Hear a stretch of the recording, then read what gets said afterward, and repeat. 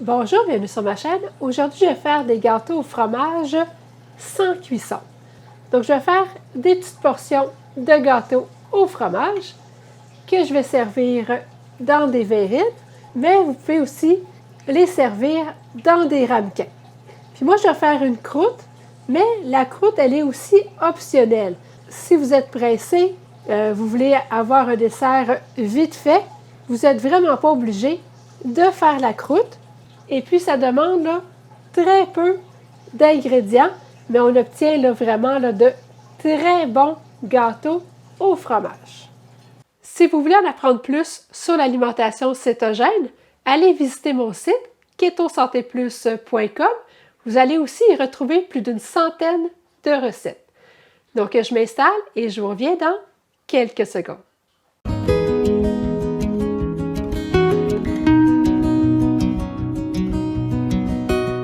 C'est optionnel, je vais préparer la croûte, mais comme je vous dis, vous n'êtes pas obligé de servir les gâteaux au fromage avec une croûte.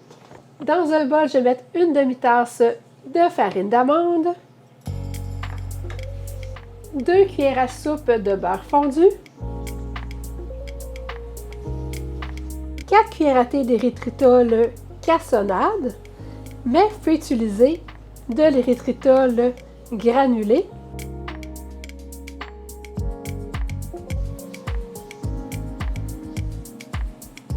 Un quart de cuillère à thé de cannelle.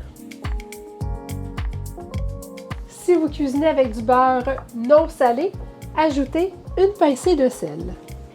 Donc, je vais brasser.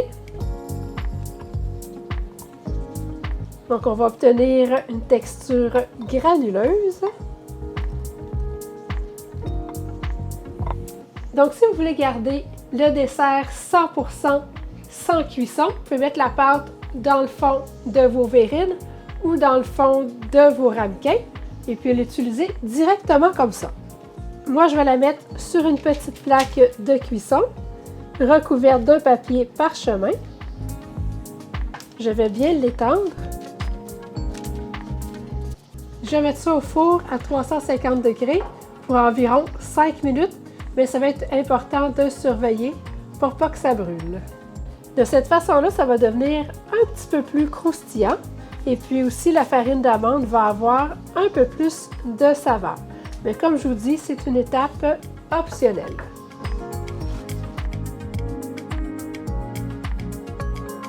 Dans un bol, j'ai mis une tasse de fromage à la crème ramolli, donc un fromage à la crème température pièce. Donc, c'est la quantité d'un bloc. Ensuite, je vais ajouter une demi-tasse d'érythritol en poudre. Donc, c'est vraiment important que l'érythritol soit en poudre si vous voulez avoir un gâteau au fromage bien soyeux. Une cuillère à soupe de jus de citron. Et puis, une cuillère à thé de vanille. Et puis, je vais bien battre avec un batteur électrique.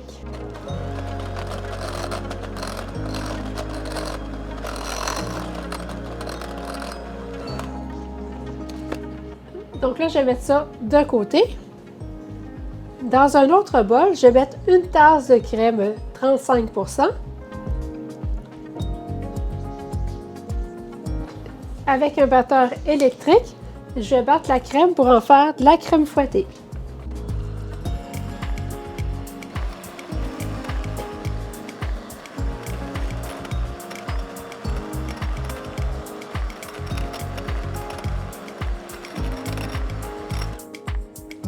Donc, quand on peut faire des pics comme ça avec la crème fouettée, ça veut dire que c'est prêt. Je vais ajouter la crème à mon mélange de fromage à la crème. Et puis, je vais l'intégrer doucement.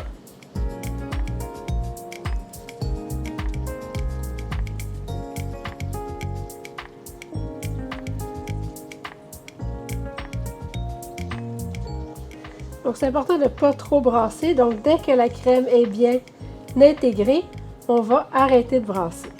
Parce qu'on ne veut pas perdre la légèreté de la crème fouettée. Si vous décidez de faire cuire La pâte, c'est important de bien la surveiller parce que ça brûle là, vraiment là, très rapidement. Bon, je vais ajouter mon petit crumble pour faire la pâte dans le fond de mes verrines.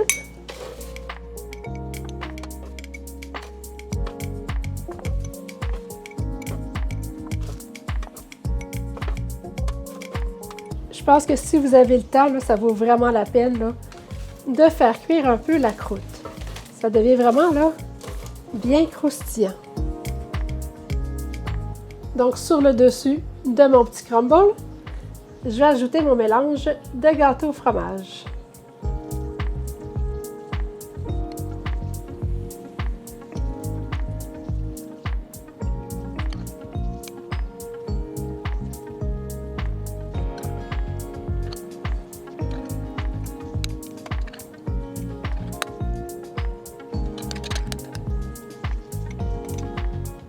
Et puis sur le dessus, je vais mettre une petite confiture, donc une petite sauce aux fruits.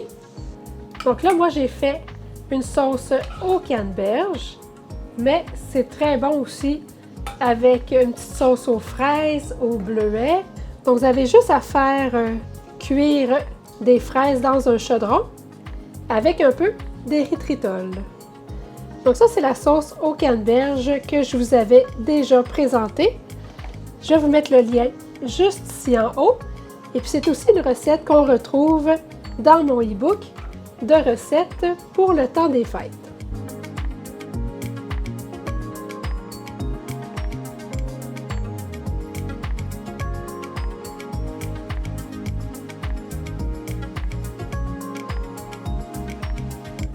Donc là, je vais les laisser refroidir au réfrigérateur pour environ 1 heure. Je suis vraiment contente du beau dessert qu'on obtient. Donc, c'est assez simple et rapide pour être un petit dessert de semaine. Et puis en même temps, ça se présente vraiment très bien pour présenter à des invités. Donc, surtout si vous ne faites pas le petit crumble, donc si vous ne faites pas la croûte, c'est encore plus rapide à préparer, mais ça permet vraiment d'obtenir de très belles verrines. Et puis là, ça a bien refroidi au réfrigérateur, donc je vais pouvoir y goûter. Ça a l'air tellement bon. C'est super bon. Le gâteau au fromage, là, il est très aéré. C'est comme une mousse de gâteau au fromage. C'est délicieux. Donc, pour un petit dessert préparé aussi rapidement, et puis je vous le dis, là, avec la sauce aux canneberges, c'est vraiment parfait. Donc, vous pouvez vous amuser à faire différentes sortes de sauces aux fruits, donc aux fraises, aux bleuets, aux framboises ou aux canneberges comme j'ai fait aujourd'hui. Et puis, vous allez obtenir là un très bon dessert. Avant de vous parler des valeurs nutritives, faites-moi un thumbs up si vous aimez la vidéo. Vous devriez obtenir 6 verrines. Chaque verrine va contenir 37 g de lipides, 4 g de glucides nets et puis 6 g de protéines. N'hésitez pas à partager la vidéo et si vous n'êtes toujours pas abonné à ma chaîne, n'oubliez pas de le faire pour ne manquer aucune nouvelle recette. Merci et à bientôt!